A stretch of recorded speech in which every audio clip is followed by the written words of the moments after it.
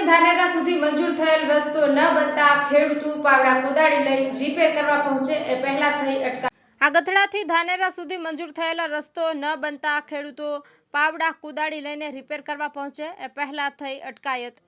આગથડાથી ધાનેરા સુધી 30 કિલોમીટરનો રસ્તો ગોકળ ગતિએ શરૂ થતાં 1 વર્ષનો સમય વીતી ગયો હોવા છતાં નક્કર કામગીરી ન થતાં ખેડૂત આગેવાન દોલાભાઈ ખાગડાની આગેવાનીમાં અંદાજે 200 ખેડૂતો પાવડા કોદાળી લઈને રસ્તો રિપેર કરવા પહોંચ્યા હતા। ધુણસોલ ચોકડીએ ધરણા આપ્યા બાદ રસ્તો રિપેર કરવા જતા પહેલા આગથડા પોલીસે ખેડૂત આગેવાન અને ખેડૂતોની અટકાયત કરી રસ્તો રિપેરિંગ કરે એ પહેલા જ અટકાયત કરી હતી।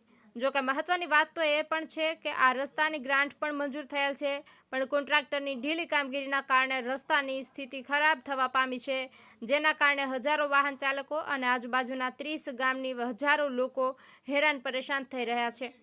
ત્યારે રસ્તાની કામગીરી ન થતાં આજે ધુણસોલ ગામે ખેડૂતો પાવડા કોદાળી લઈને રસ્તો રિપેર કરવા મેદાને આવ્યા હતા। વસરામભાઈ બાબુભાઈ ચૌધરી। વસરામભાઈ, વારંવાર રજૂઆત કરીને થાકે આખિર ખેડૂતે પાવડા લઈને મેદાનમાં આવવું પડ્યું, કેમ આવી પરિસ્થિતિ? કારણ કે સાહેબ અમારે અહીંથી 200 મીટરની નજીક સરકારી વસાહત ને સરકારી હોસ્પિટલ આવેલી છે, ત્યાં જવા માટે બી રસ્તો ખણી દેવામાં આવ્યો છે, બરાબર। હવે હોસ્પિટલમાં ગામના કોઈ સ્થાનિક લોકોએ જવું હોય કે આજુબાજુની 10 ગામની હોસ્પિટલ છે સરકારી, એમાં જવા માટે ખાડા ખોદેલા છે આગળ, તો કોઈ બેનને ડિલિવરી હોય કે કોઈ લોકોને વાગ્યું હોય કે કોઈને એક્સિડન્ટ દ્વારા એમને હોસ્પિટલમાં ભરતી કરવામાં આવે તો પણ અંદર જવાનો રસ્તો બી બરાબર નથી। જો સરકારે આ રસ્તો ખોદવો જ હતો અને નવો બનાવવો ન હતો તો પછી રસ્તો ખોદ્યો શું કરવા માટે? એટલે માટે અમારે ખૂબ તકલીફ પડી રહી છે અને ગામના સ્થાનિકોને આ ગામનો રોજગાર છે 4 રસ્તા ઉપર, ત્યાંથી લોકોને આજુબાજુ દુકાનની આગળ ખાડાઓ બધા ભરાઈ ગયા છે પાણીના લીધે ચોમાસાની અંદર, તેથી ચાલવામાં પણ ખૂબ અગવડ ઊભી થઈ રહી છે। તો આપ મીડિયાના માધ્યમ વારંવાર રજૂઆતો કરી, 1 વર્ષથી આજે રોડ ધૂળ ખાઈ છે, અહીંના જે હજારો ખેડૂતો ટાઈમ માંગ પોકારી ગયા છે, શું કહેશો? હવે અમે તો બહુ આ સરકારથી કંટાળી ગયા છો, બરાબર। આ 1 વર્ષ ઉપર થઈ ગયો છે, અમારે ધોનેરા જવા બહુ તકલીફ છે, આગથળા જવા બહુ તકલીફ છે અને અમારો ખેડૂતો માટે અમને પૂરેપૂરા હેરાન કરી નાખ્યા છે, બરાબર।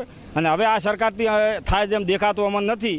2027માં અમે કોંગ્રેસ સરકારને વોટ આલી અને આ રસ્તો બનશે એટલે એ પહેલાં બનવાની અમને કોઈ સંભાવના નથી। તમે આ બાબતની ધારાસભ્યને રજૂઆત બધોને કરી નાખી, ધારાસભ્યોની બધોની વોટ લેવાય, રસ્તા નથી કરી હાલવા, અમને ખાતરી એરિયા નહીં હાલવું, કશું હાલવાનું ખેડૂતને નથી, વોટ લેવો એટલે આવી જો।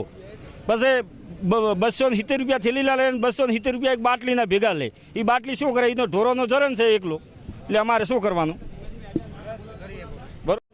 આજે અમે લાખણી તાલુકાના ધુણસોલ ગામે અમે બધા સ્થાનિક લોકો ભેગા થયા છીએ। ભેગું થવાનું કારણ એક જ છે કે અમારો જે આગથડાથી ધાનેરા છેલ્લા 2 વર્ષથી કામ ચાલુ છે, પણ એ કામ ચાલુ ન થવાના કારણે વારંવાર અમારે અહીંયા ચાલવામાં ખૂબ મોટી મુશ્કેલી પડી રહી છે।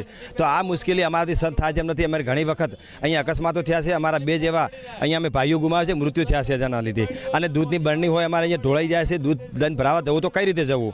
સાથે સાથે અહીંયા અમારે જે સ્થાનિક લોકોને અહીંયા કે ધંધા રોજગાર છે એ પણ સાફ પડી ભાગ્યા છે, કારણ કે આ રોડ બિસ્માર હાલતમાં હોવાથી અને 2 બાજુ ખોદેલું એટલું છે કે રાત્રે પણ શું પણ દિવસે ચાલવું પણ મુશ્કેલ બની રહ્યું છે। તો એના માટે અમે ભેગા થઈ જાતે એ રોડનું કામકાજ કરવા માટે અમે પાવડાના તગારા લઈને અહીંયા સ્થાનિક લોકો સાથે ઉતર્યા છીએ।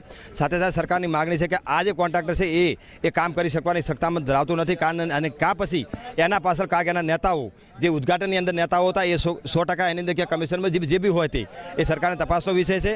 તો એ માટે અમે કંટાળીને બીજા નવા કોન્ટ્રાક્ટરની માંગ કરીએ છીએ। 7 દિવસની અંદર એ નવા કોન્ટ્રાક્ટરને અહીંયા નિમણૂક કરવામાં આવે અને 6 મહિનાની અંદર આગથડાથી ધાનેરા સુધીનો આ રોડ જે અમને ફેવર કરી આપે। જો આમાં ક્યાંક સરકાર કસૂરવાર થઈ તો અમે ક્યાં પણ ધરણા પ્રદર્શન કરવું છે, ક્યાંક કચેરીનો ઘેરાવ કરવો પડશે તો પણ અમે કરીશું, પણ અમારો રોડ એ 6 મહિનાની અંદર અમે લઈને જંપીશું।